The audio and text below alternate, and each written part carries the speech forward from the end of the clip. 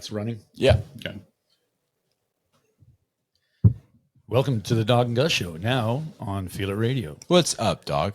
Not much, Gus. You? I'm doing well. We have the OG. That's right. The Our OG. very first. Yeah. Mark Leo's here with Omar from Mecca of Stank, and we're super stoked about it. We are. How are you guys? How's it going, guys? Yeah, amazing. Yeah, nice. Yeah, we so they have a new track out that we were lucky enough to be sent the MP3 of it, and it's phenomenal. I was telling Dawg, and I was also telling the boys here that when I first heard it, I thought I was in Dick Tracy from when I was a kid, and then all of a sudden it broke into the stankiest of Mecca of Stank song that we could get, right? Yeah, it's got a kind of a bluesy, jazzy intro, and then it gets some funk in there, and then it gets into some hip hop. It's great. Yeah, it's awesome. Really good guys. Yeah, Thank you so much. Who's on the sax? You mentioned. So on the trumpet, we have trumpet. Sorry, nice. Yeah, one of the best trumpet guys you'll find in town. Plays all the bands with horns. Yeah, it makes sense, I guess. Lots of arrangements for him too. Yeah. Nice. He's our own tower of Decades power. of Bond, actually. That's his as well. Really? Yeah. Oh, okay. Yeah. With so Rebecca sings. Yeah. Oh, amazing. That's crazy. Actually, you got us onto Rebecca Noel, and then eventually we got her on the show. She's a pretty good singer, actually. Oh, yeah, she's aight. Yeah. She does some karaoke in her day for sure. Yeah. I'm sure she could. Yeah. Oh, cute.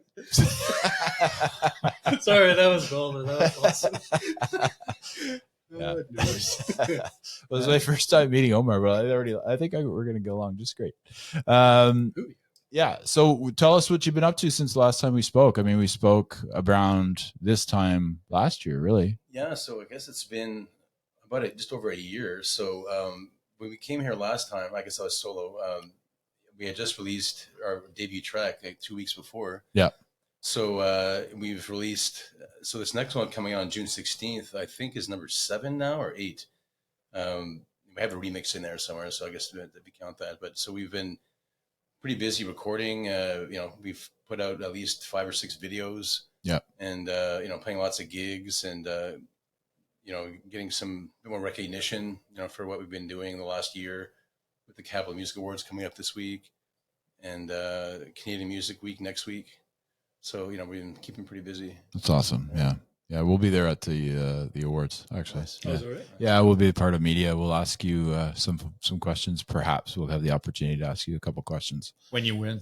Yeah. We're rooting for you. We'll talk to you before, and then we'll say, how'd it go? So how does it feel? Yeah, exactly. We'll ask that, the inane questions that they always ask. So how do you feel right now? Yeah, exactly. I feel amazing. Yeah. No, I'm going to probably say, was it the Dawg and Gus show that catapulted you guys to that next level of stardom? Yeah. Well, if it wasn't, we're still taking credit for it. Exactly. Either way. Yeah. So how did you two meet? That's a funny story. Yeah, you want to go ahead? Yeah, sure. Well, it's just we had a friend in common, and I coincidentally was coming from a rehearsal from a different project, different band with Laura Gagnon. I don't know if you guys have heard of Laura, but I was coming from a rehearsal from a project, and there was pretty much a birthday party that was having place in a school of music, and we were just a bunch of musicians jamming. And when I arrived, Mark was there playing the bass. Amazing. Yeah, it was pretty fun. Yeah. Super fun. And then you guys just sort of jamming, and then felt each other's stank, I guess. I mean, because actually Mark had to explain what stank was. Right. So, and we appreciate that, Mark, because we've used the word many times since, especially because we love your band, but then it's also makes for a great hat as well, apparently. And I also love that Mark has this touch of hip hop in him too, because as we all know, I always talk about 90s hip hop, and Mark is a big fan of 90s hip hop, which is nice to chat about, Very much so.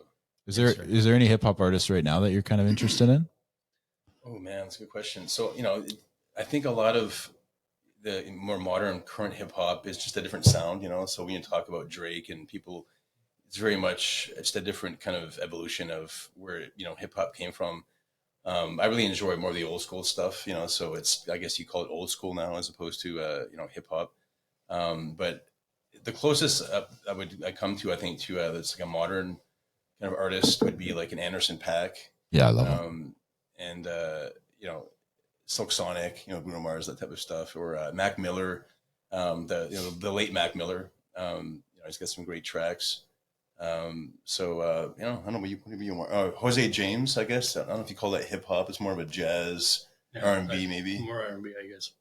Oh, really? Okay, yeah.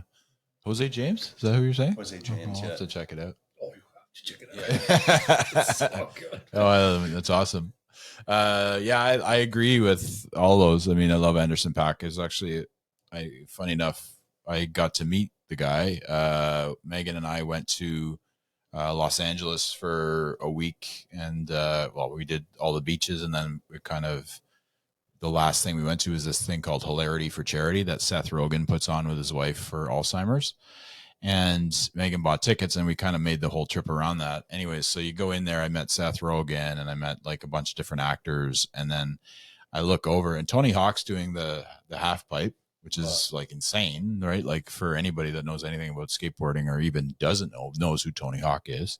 And I look over, and there's a guy with like burgundy pants on and a crazy Hawaiian shirt with a furry Kangol hat on and these crazy sunglasses. And I said, that's Anderson .Paak right there. I mean, there's no doubt in my mind. Let's go get a photo with him. And we have a great photo with him. He was really nice guy. And then he played live, and it was just like off the charts. So yeah, like to do what he does, like to play the drums so well and then also sing. I mean, I know we have many artists that have done that, like, the Don Henleys and many different ones, Phil Collins, but I just find that his type of music, to play drums for that and still be able to perform lyrics at the same time, must be so challenging. I mean, even playing a bass and singing and whatnot, I just find that such an interesting like combination. You have to be so versed to do both, really. Yeah.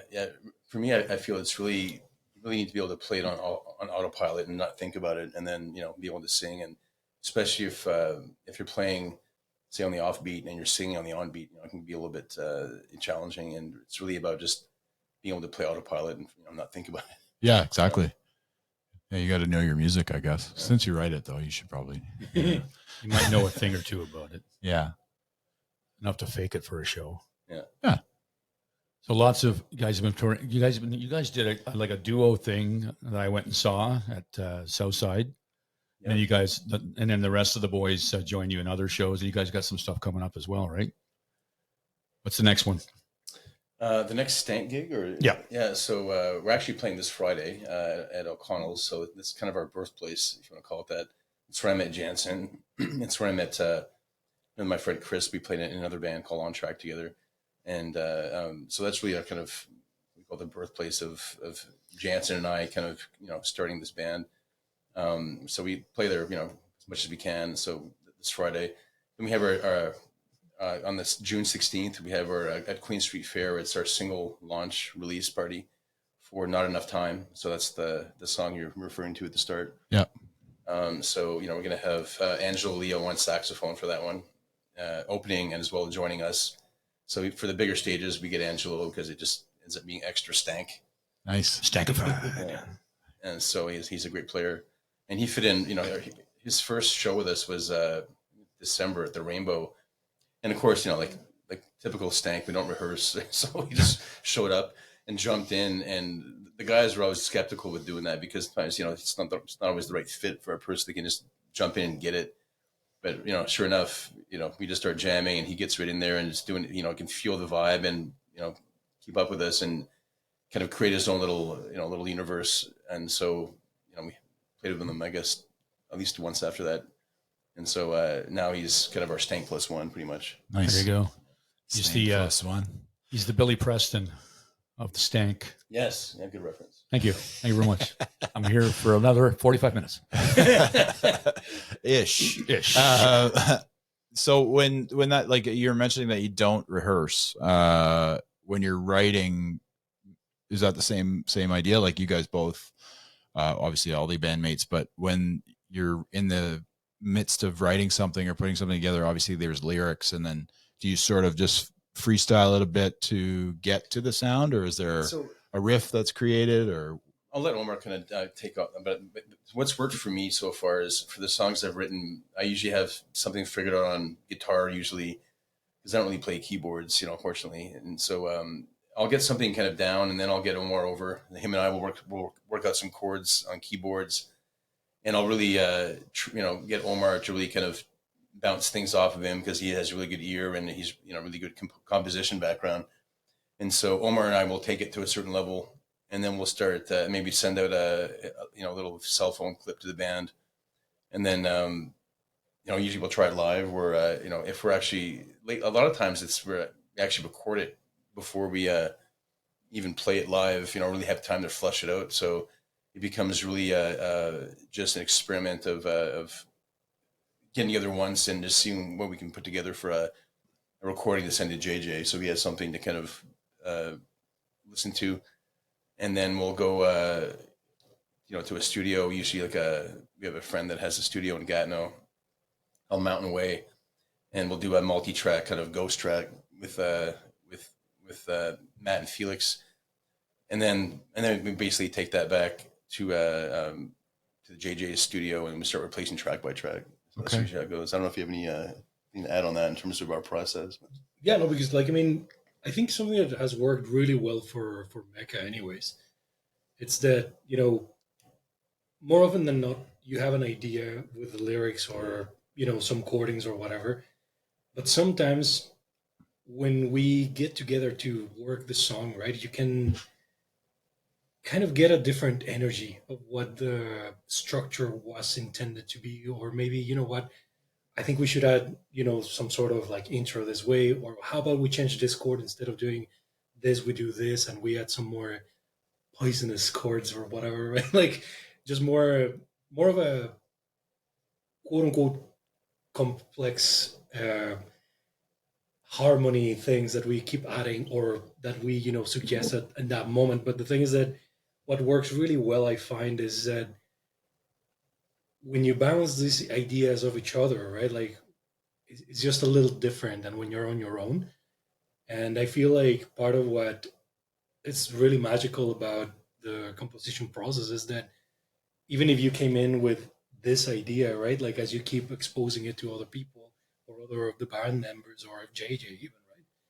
It turns out to be something just completely different to what you expect, but not necessarily bad at all. Like I think it's just that's the beauty of the band, right? It's a collective energy, or a collective I don't know, like contribution, collaboration or something. Collaboration, for sure. That's so cool. Do you find that you bounce things off JJ a lot, or is he helpful in that sense?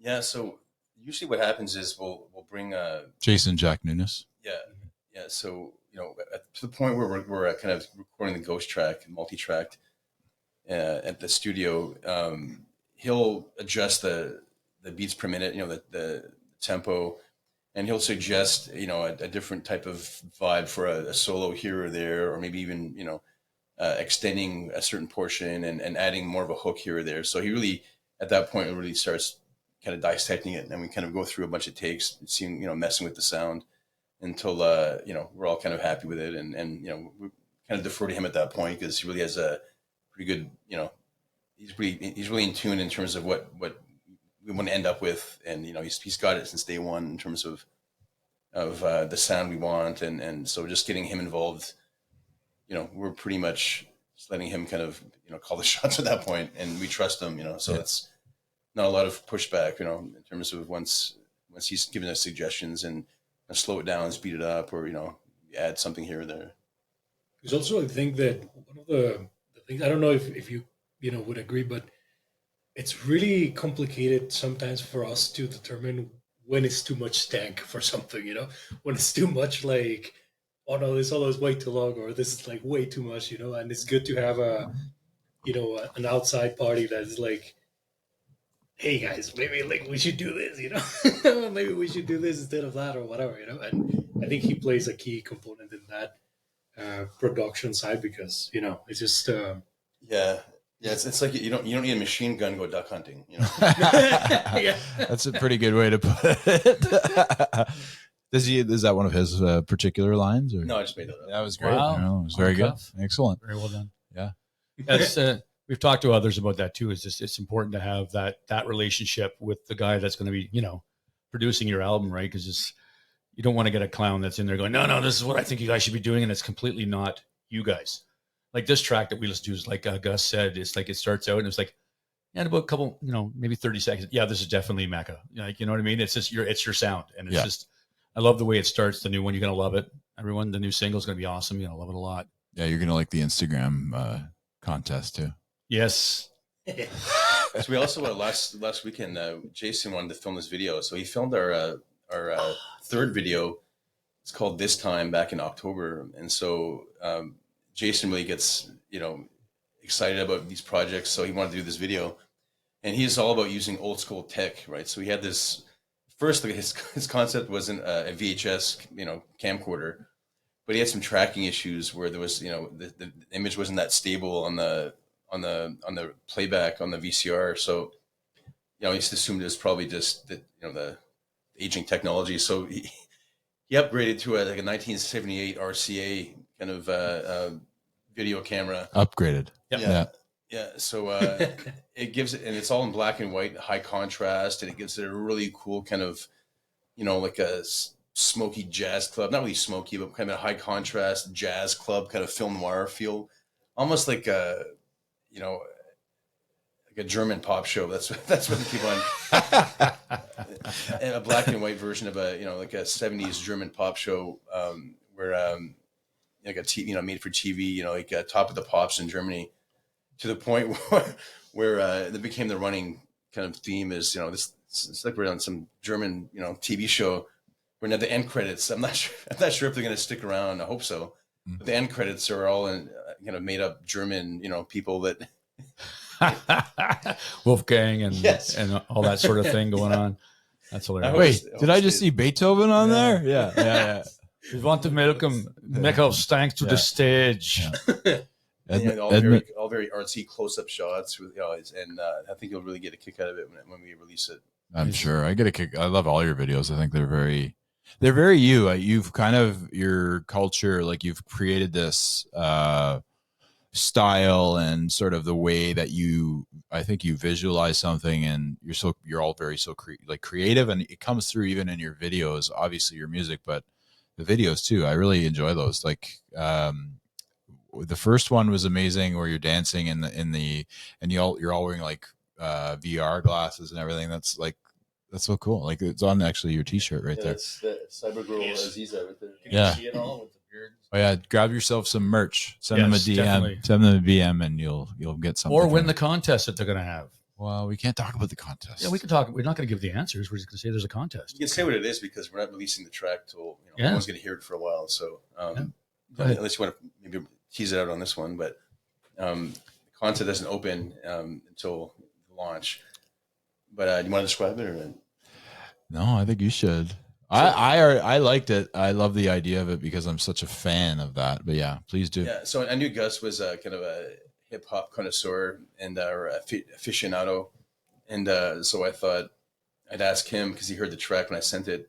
And I don't think he was actually listening to it that closely, but basically, there's a bit of a hip hop breakdown, you know, towards the end of the song, and there's three or four, you know, if you want to be, but I mean, I would accept three homages to former hip hop, or I guess 90s hip hop era artists. So it's a little tribute. We have these little Easter eggs of references to. There's four in total, but you know, I'm probably gonna ask for three once we release the song, and you know, the first 5 people to you know, to send us you know, the answers of you know, who the references are, then they'll get some free merch. It's amazing. Great little, I love it. Yeah, I think I did not do as well as I expected to do, but definitely had he given me one more time to listen to it, I think I could have locked it down. And I got the first one right away. But I got none of them. Yeah. Well, no, I mean, there was no Texas cowboy stuff on there, right? Easy there, partner. Just because I got a hat on my microphone doesn't mean you get to diss country music. Pal. Well, I put the hat there for you. I know you did. Because I know you. I love country music. I know you did. Omar, like, so when you, where did your love for music come from? I asked Mark this when he was on before, but like, what are your influences? Like, where did that all come from? Wow. Well, that's gonna be a deep one for me, but Deep it is. deep it is, yeah. Yeah.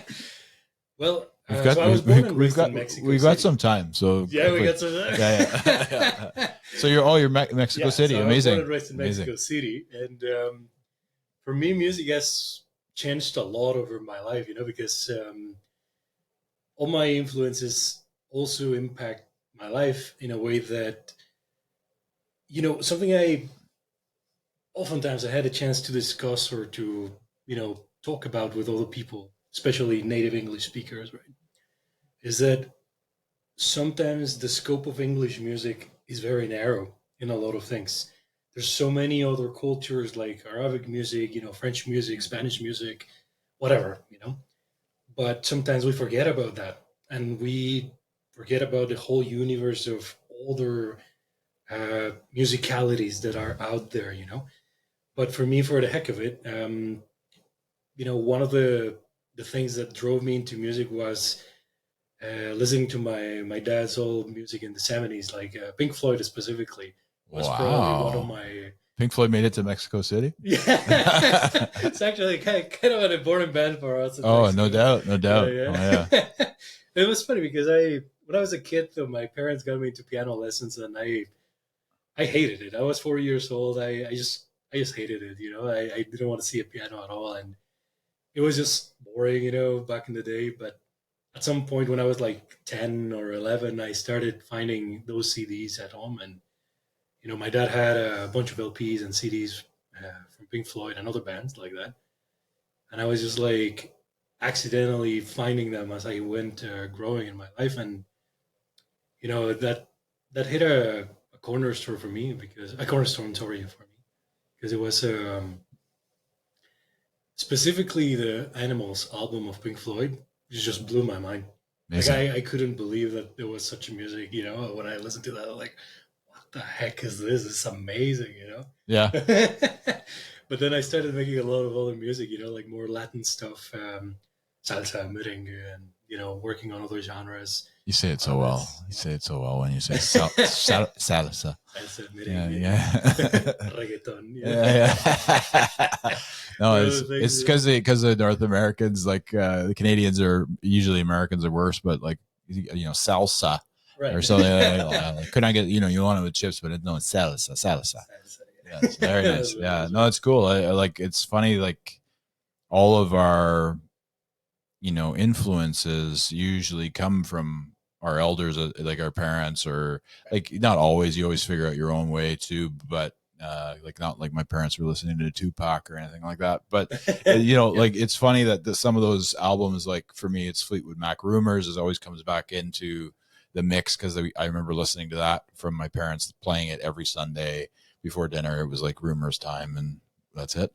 But yeah, it's cool. It's cool. Like, was your dad a musician as well? Like, my dad played to a certain extent the guitar, but he wasn't really, that invested into getting, anywhere in particular. But I think he had just a lot of faith in me, I guess. He was just like more of like, well, you do it kind of thing. And I started getting more interested in playing the guitar because the pianos are not very portable, right? So like you gotta like think about it, right? Like I'm in high school or whatever. I'm not gonna bring my piano, right? It's like a weird kind of like Ross from Friends, sort of like the Ross sound, so to speak. Another great reference. But, crushing it. Yeah. But later in life, when I was 17 or so, I went to university for music, and that was a tough decision for me because I didn't really know if I wanted to do that. And university also changed a lot of my musical influences, my vision for what I thought I wanted to do with music. And it also gave me a huge opening into other genres and other things that never in my life had I ever thought of even. I started getting a lot into old bossa nova, like Jorge Gilberto or like Antonio Carlos Jobim, right? Like Giorgio, like the guy that said like Daft Punk loves Giorgio. That Giorgio? Is that who you're talking about? No, Joao Gilberto. Oh, my bad. My bad. No, Okay. it's very classic, you know. I was like, wow, that's like, It's like Girl from Ipanema. Like from yeah. That's right. Yeah. Good stuff. I don't know. Like later on, also, like I started getting very into jazz.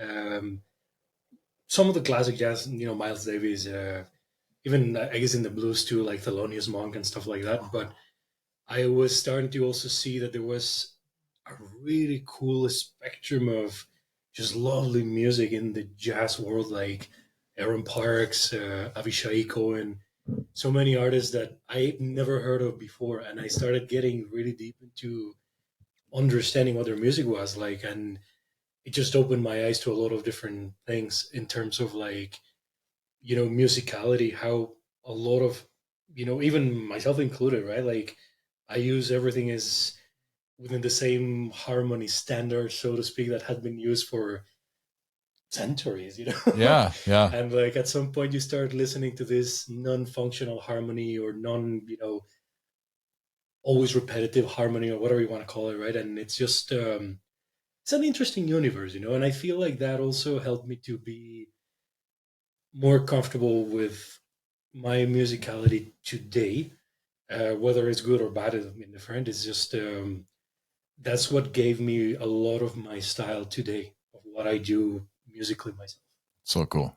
It's amazing how influences when you moved here, and like also, you know, different things that came up while you're at school, and that's great, man. It's like such a cool thing. And then of course bringing it all together with the band, there's just so many different you know, people in that, like types of people in that band. So it's everybody brings their own little thing, and then that's why the music is so unique and so like well put together, really, you know. Yeah, that's cool. Yeah. Hi. Hey, doggy. How you doing? Yeah. Well, I was hoping that you'd say something. Well, I was waiting patiently while Omar was talking. It was awesome. It was great. But I do agree. Like you start out with your parents. Like that's your first influence for music, right? Yeah. It's the first stuff you hear. And then you kind of graduate to your friends. And that's probably where Tupac and all that stuff came in for you. For sure. Well, And yeah. for myself, it was more like the 80s stuff. And because that's what they played in high school. And You loved it. But I loved it. I wasn't a big 70s fan until later. I kind of graduated back to that. And now with the show, I'm into a lot more like soul, funk, and jazz, soul, funk, jazz, and disco now. Yeah. Which I hated first time around. The disco I just couldn't stand. I just didn't think it was that great. But now I listen to it and it's like, it's really not that bad. You know what I mean? And the funk and that stuff, I'm just loving it. But yeah, so I mean, that was an interesting story. I loved it. That was it's so cool. Yeah, it's cool. Yeah. For sure. And we already got Mark's take. But the other boys, are their influences vast? Like, do they, you know, your guitar player and your drummer, which I've forgotten their names. Sorry, guys.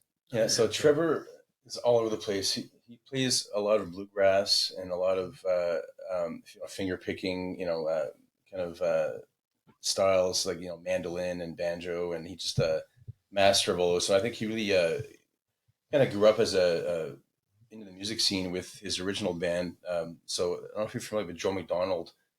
He plays quite a bit in town, but they were in a band called the Ramblin' Valley Band. Okay. And so they played, I think, Blues Fest a bunch of times, and they're just kind of in high school when they started playing, and so they had a very kind of bluegrassy, kind of folk country, southern rock kind of vibe. Really talented songwriter in Joe, and so he kind of came up that, but then he's kind of seems like he's really kind of been all over the place now in terms of really jazz. He's really accomplished at playing jazz, and I'm not sure if he was playing a lot of kind of funk and R&B before he came on as Stank. Maybe I like to think that we brought him on board, but I'm sure with Trevor it's hard to say. He's such a good guitar player that probably had that in his repertoire as well. And Jansen, I think Jansen and I are very much on the same page musically, and that's where we connected pretty quickly in terms of the funk and R&B, and he played a lot of blues, because he was with some of the he was playing with some of the blues artists in town, like G.W. Jones at one point. Yeah. Okay. And so I think he played a lot of blues just growing up, and kind of probably like me as well. I kind of started to branch out into more R&B and more of a, just more of a diverse kind of a lot of the music that's come out of the African American community in the U.S. In the last 30 years, just hip hop, obviously, and so Jansen and I really connected on I think it was D'Angelo was the first song we played together at an open mic, and I think I told the story in the last show, but I basically said I'm going to play Curtis Mayfield or D'Angelo, which one do you want? And he just kind of looked at me like like shocked. Yeah. I've got a question for you guys, unless you have more. So No, you go ahead. Ask your question. So I really liked the concept last time I asked You did. both you guys, to name 3 artists, that you were kind of had an impact on you. So this time I thought I'd ask you a little kind of variation, and Omar as well. Because I'm a music buff, so I love hearing other people's For sure. influences. So I thought this time it'd be interesting to ask, name one artist that you really connected with you lyrically, for the first thing you can remember, where the words just resonated with you and really kind of spoke to you, spoke to your soul. Not so much that it was like the hook or the medley or the melody that really got you in, but just the lyrics. And so for me, it was growing up. I really got into I would have been maybe 15, 16 years old, and I first heard Crowded House. So then I really got into Neil Finn, and then started going into this whole Crowded House vortex and Split Ends before that. Yes, Split Ends. I love Split Ends. And it was always I think I did see Crowded House at Blues Fest one year. And just in terms of such a gifted songwriter and being able to write a pop melody and the lyrics just always kind of resonated with me. And so I've always, I used to always say that Crowded House was my favorite band. But I think I've kind of moved on musically a bit, but I still always say Neil Finn is my favorite kind of lyricist, growing up, and they're still playing. He plays with his son now these days, and they're still playing in all shows all over the world. Is he still, and his brother as well? I'm not sure if his brother Tim is still in the band or not. The question Tim was in Split Ends with him. Yes, yeah, he was. Yeah. He's speaking music buffs over there too, like YouTube. You guys, I'd love to get you guys into like a room and just like. Yeah. I love Split Ends, man. They're so great. And Crowded House was just like the progression from Split Ends, right? Yeah. It was like the same thing with like Sheriff morphing into Frozen Ghost, right? Canadian bands. For myself, Mark, I would have to go with Gary Allan. Oh yeah. Lyrically, his songs are just like I send them to people all the time. I sent one to Super Kyle because the lyrics of that song just resonate for certain situations. Like I have it tattooed on my hand. Like every storm runs out of rain. That's like one of the best lyrics I've heard or from him. But he's got like all these other songs, like Bourbon Borderline is an amazing song. Like it's just and I don't think he writes all of them, but just the way he sings them too. Like and it just gets me. Mm-hmm. So I'm gonna go with Gary Allan. Nice. Well, I like there's 2 times where it happened to me. I remember listening to the Dire Straits with my brother in the 80s as a young guy, and some of the lyrics were kind of really cool and I got them, but for resonating, and it's Gord Downie. It's Gord Downie for me. Like, I don't know. It's just like, that's how old I was. Like, I remember when, Up to Here came out in like 1990 or whatever it was. Their first album, I didn't quite get till later. I like the album now, of course, but because I was only like 7 or 8 years old when that one came out. But then when Up to Here came out, I remember putting it in a cassette and riding my bike to Highlands Golf Course because I had to work there as like a friggin' 12-year-old. And I was riding my bike down Hunt Club, and I'm listening to, Up to Here. And then, of course, Road Apples came out. And then I find their best album is Fully Completely. And that album kind of that was it. It's a solid choice. He was my first, first cassette, first, like everything that I purchased on my own. Of course, hip hop came in, and some of the lyrics are amazing. It's just more for me. I just like the sound of that music more. I do like lyrics are cool, but Gord for sure. Omar? Well, I mean, at the spirit of shining a light at something better left unexamined, So like, as much as I do appreciate the lyrics in music, I actually appreciate more the music per se. But for the heck of, answering the question, I think for me it would be Roger Waters by Really? Floyd. That's cool. I feel like I don't know, like all the lyrics that I've heard from him, especially in The Wall, like the whole 2 double album thing or whatever, it resonated a lot with me. You know, just because it felt like, someone else was going through very similar situations. But I mean, obviously, not that I was part of a war or nothing, like, or, my dad or whatever, but like, my point being is that someone was able to talk to talk about his story in a way that just very quickly I was able to, feel it for him, kind of thing. Like, like anything from, the school system and everything from like your mother, everything, how a mother could be overprotective or whatever, it was just it's just so simple in a way of like communicating that energy to me, and that was just something that I'm ever appreciative of. So, like, I mean, in terms of lyrics, I think that would be whom I'd say it's certainly the most significant lyricist for me. But I will just add, just for the heck of the question, that It's only one, Omar. I'm just kidding. no. I'm just kidding. I'm just No, kidding. I'm just kidding. It's all good. But, to me, some of the most beautiful music I ever heard is the piano of Bill Evans. And I Nice. feel like, to me, maybe there were no lyrics in many of his albums, even the solo albums or whatever, there's just piano, right? But although many of them are covers, it's just the way that he expresses himself with that, though, is just unique. I just couldn't tell you that there's a sound that I have felt more identified with ever, in my music. So, like, No. Super cool. I like it. Lemons. Yeah, and I guess as a musician too, like you can hear without having to have lyrics, like just the way they play, right? It's just you get that. Oh my god, that, like, I get that with some instruments where you just kind of like you're just feeling what they're trying to say, but they're not saying a word, right?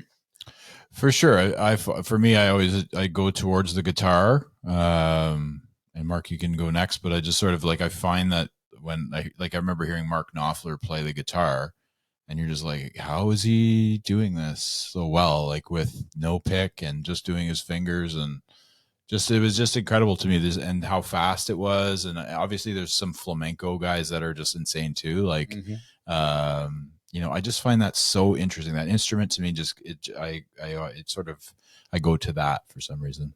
But yeah, I mean, and there's some funky bassists too. Like, I mean, there's like, like people like from, who sang Big Beaver or whatever it is, like that band. God, it's going to come to me. Something like Barbara's Big Bad Beaver or something like that. Anyways, he's just the sickest bassist, and he's a lead singer too. So it'll come to me while I'm sitting. Sounds awesome already. Yeah. You got No, the name. Doom. Hey, yeah. Anyways, yeah, it's gonna come to me. Mark. Yeah. So, was there a question, or is it? No, we were sort of resonating to a sound of an instrument as well as the lyrics, but we can move on for sure if you want. I did want to actually say, so when Omar brought up The Wall, I was really, The Wall was my gateway, Pink Floyd for sure, and I was a latecomer to Pink Floyd. I think I'd heard The Wall and really didn't explore a lot of Pink Floyd until much later in life, and then I discovered Dark Side, at some point, and really kind of got into some of the really older Pink Floyd. But did you know? Do you guys know the Canadian connection to The Wall? Have you heard this one? No. So it may be a bit of an urban legend at this point, but apparently Roger Waters, Pink Floyd, they were playing a show in Montreal around 78, I think maybe 77, 78. And, they were kind of doing their thing, and there was someone in the front row that just kept on screaming at them, play whatever song, play another kid.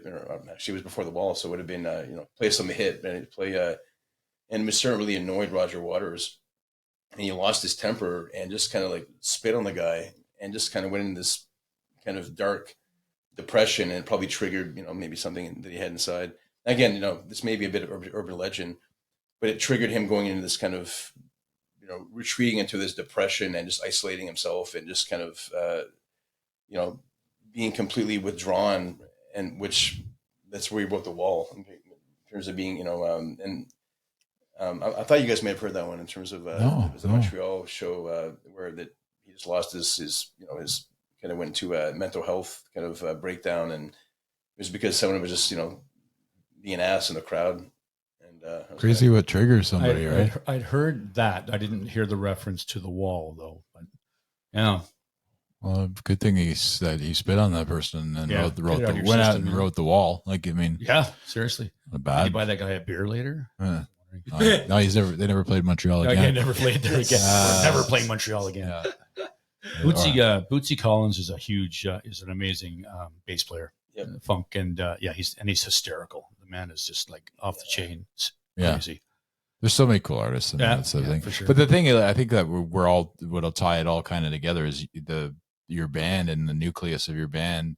Everybody brings something different, right? Like, I mean, that's what's, again, cool about the band is and the sound of the band is that you guys kind of collaborate uniquely and like kind of on your own terms. Like, you bring your own stuff and then you bounce it off each other. I'm sure there's some times where you disagree on something, but it's just more constructive as opposed to and I think that, and also being open to having JJ help you with something, or like having each other to bounce things off of with no judgment. I mean, that's got to be something really amazing, right? Like, I would suspect. Well, so there's two kind of sides to that. So there's in the studio where, between Omar and Trevor and Jansen and just this talent, you can just dig deeper and deeper and always come up with these interesting things. And JJ's the one that kind of like, oh yeah, let's try that. Maybe go that angle. And so he kind of navigates through all this, all these options. But live, it's pretty much self-discovery where we don't know what person's going to play. And, we'll just take turns doing little solos.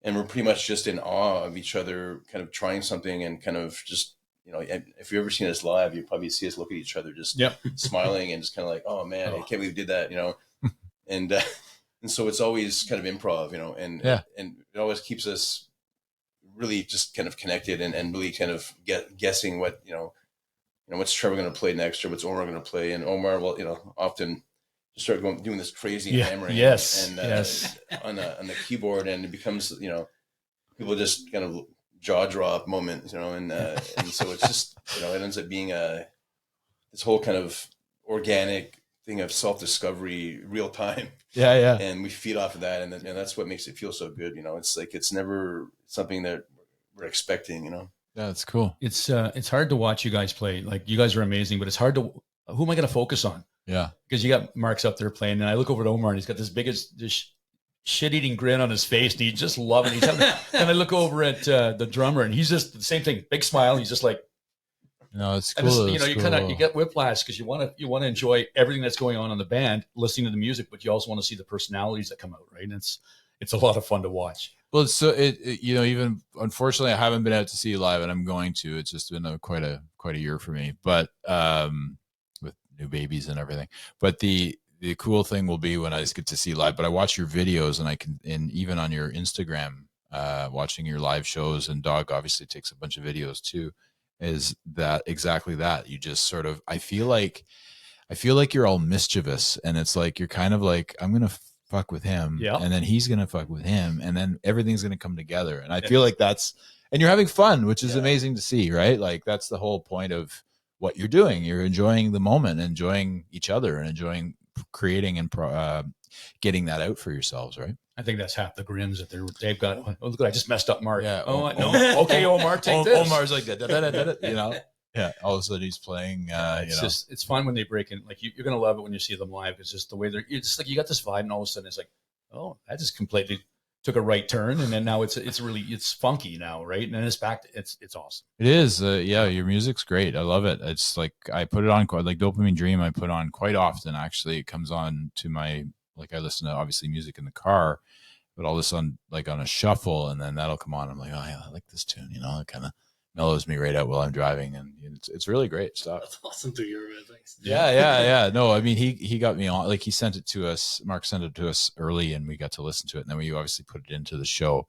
I'm sure we could maybe implement putting it into the audio version. We can. Yeah. I think we should put the new one out for sure. Well, if it's okay, if that's cool, yeah. I've also put it on my show. My that's what I was going to say. Put a couple of your songs on my show. That's right. I think you're going to like I love this one. This one's going on the show. Yeah, but the one, the we're actually, I haven't talked about it yet. So we're actually recording. So the one that we're releasing is obviously has been recorded, and you guys have it. We're working on one now. There's about 2 or 3 tracks left. It's a full-on old school disco track. Nice. And it's a francophone song. So it's a francophone singer with very much old school disco with disco strings and all, all of it. And I thought of your disco show on nice. Is it Sundays? Yes. Yeah. And so I think that'll be a great one for your show. And it's hard to see. We still need to get Trevor on there, so he might take it in some different ways. What we have now, it's full on. It reminds me of like a '70s, like a game show or Love Boat or something. But we still have to. You guys are amazing. Like it's just like, let's do this. Let's try this out. It's like you think you were all on like mushrooms every time. You were like, yeah, let's like do this. And it's and the drums in it just make me laugh because so I sent Jason the demo that I done this little thing on GarageBand, basically all these canned instruments. Yes, those are great. He goes, I want to hear old school 80s, early 80s, late 70s drums in this. So he's got these electronic drums from they're called Tamas. It reminds me of John Hamm, the Miami Vice theme song. Yes. That's the sound you have. They do, so. So Jansen went in there, and apparently Jansen had the best time he's ever had recording. It was, doing the drums for that track. So it was all just, the beep, beep, beep, beep, beep, and it just adds that kind of retro sound, all authentic, nothing, nothing digital, obviously this electronic sounds, but yeah. So Jason is all about using old school tech, for those things. And it's a pure return for that. Well, he loves drum machines too, right? He does. He has his own. Well, he's got an obsession. Yeah. That's amazing. So that was going to come out probably, July, August, whenever we can kind of get it wrapped up. And, it was my first time writing a Francophone song. So it was, I grew up speaking French, but I've never really written in French before. So when I first started thinking of writing a disco song, I had in my mind, I want to write a disco song. And, obviously maybe a little bit updated, maybe more of a Jamiroquai vibe as opposed to, like Captain and Tennille or something. Nice. Is that maybe disco? Well, they're the same era. Yeah. But, less dog will allow it. Yeah. It's not like a taste of honey, right? Like, Oh, yeah. I love that. Yeah. But, we're morphing it into, kind of a little bit more of a modern take on it. So we'll see where it goes. But, I'm happy with the way that was turning out. And Omar has got some great strings on there that he arranged for disco strings. So have a Francophone song for us that's new. And I think there's a bit of a different audience out there for that kind of stuff. It's for sure. Le Stank. Oui, c'est ça. Well, there we go.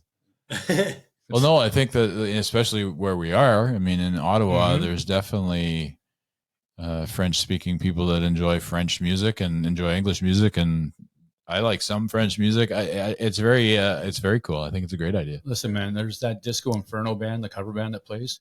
People love them. Yeah. They are just incredible. Like they're like the Peptides. The Chic. Yeah, but they're just like, and they do all the disco standards, right? Yeah. So there's definitely a place for it because people love it. And they still love it. I love it. Yeah, I'm interested. I'm excited now. Really excited to slip that one into the show. Yeah, because my show is supposed to be basically vintage, right? Like, but every once in a while, I kind of slip in a song that's not. Yeah. What are they gonna do? Fire me? This one right now, where it actually sounds, is very vintage sounding, but I think once we're done with it, it'll probably be a little bit more massaged to be a bit more of a modern take. But we'll see. The first with the bass, the first few tracks we laid, it was right out of the '70s. Like you couldn't tell like it was something that was new. And but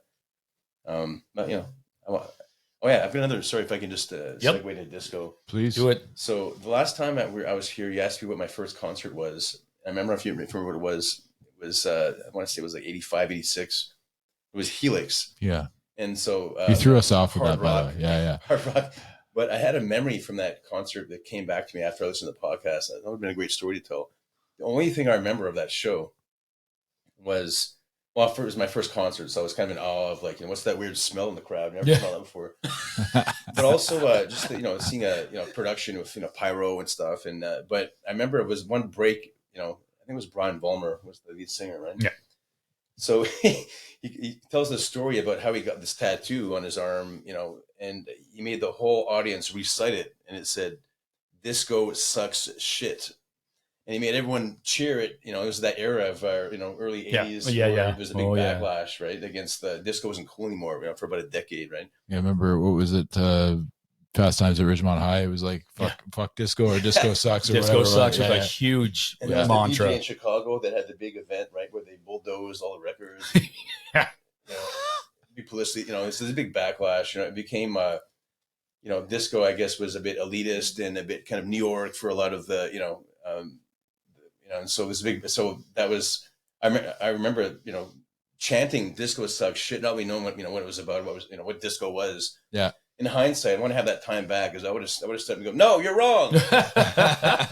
Brian Vollmer, you're not right. Exactly. Objection. That's funny. Yeah, it was the same way. Like early 80s, when it morphed from the 70s, and it kind of slowly went into the 80s, and then the 80s pop and stuff took over. But yeah, honestly, none of the friends that I had, except the girls, like disco. All the guys are like, I hate this shit. And I probably pushed this all to probably the heavier stuff. You would think there would be I would imagine a lot of the men back in the day when it was happening saw the women showing up to these disco clubs and were like, we like disco, and maybe the men that like the men went in there, you know what I mean? But yeah, I go back to some disco. I love that. I remember being a young guy, like probably 19 years old, and I had my friend who's a tattoo artist, and like he used to spray paint like crazy graffiti, and he was meant to be a tattoo artist. So, and I don't have any tattoos, but he's going to do mine that we've talked about before. But the thing that he put on was the Studio 54 album. We know when Mike Myers is in that movie, and that album is sick. It's like so good. And I didn't realize, I didn't get into disco ever. And then all of a sudden that was sort of my entryway. Right. Yeah. Well, I have an appreciation now, like for sure, like listening to it now, just the musicality of it is just like, wow, this is like super cool. It's really, really good. But it's all real instruments, right? It's not like they're just like, no, it's just it. And pressing a button. And that's the big part of it. Right. Yeah. But the Bay City Rollers, I credit them with introducing me to April Wine. Well, that's because cool. I couldn't stand listening to the Bay City Rollers anymore, because all the girls loved them, and going like it was like Beatlemania all over again, right? With the Bay City Rollers, and us guys couldn't do that. So all of a sudden, I was like, I need something else, and I found it. Found April Wine. Yep. Omar, 80s or 90s music? Wow. Okay. Well, that's a savage question. Okay. Well, we ask everyone. Yeah, Mark is a 90s. We established that early on. He's talked about how he hated the B-52s, and we went on and on. Wow, good memory. Yeah, remember he was like, because he had to play Love Shack in a band that he was in. Oh, anyways, yeah. Please. So, well, I mean, I was born in 1990. So for me, I guess discovering the 80s wasn't as appealing. The 90s were okay for me, but I still, feel like now, like today, that I have actually listened, more music from the 80s and from the 90s. I still gotta go with the 90s, but just because there's so many artists that were able to do all the things that weren't pending on the record labels. Like it's this little boom, because the real boom came in the 2010s, if you think about it.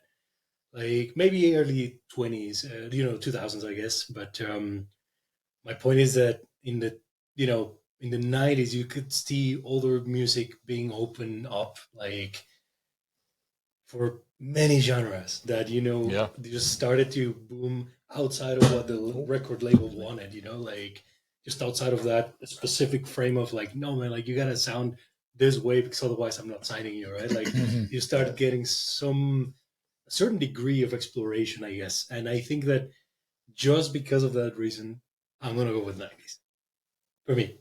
Thank you for that. Yeah. Can you see the tear? Yeah. No, that being said, though, in Dawg's defense, I went up to House of Targ last Saturday night. Well, for the 80s night? Yeah.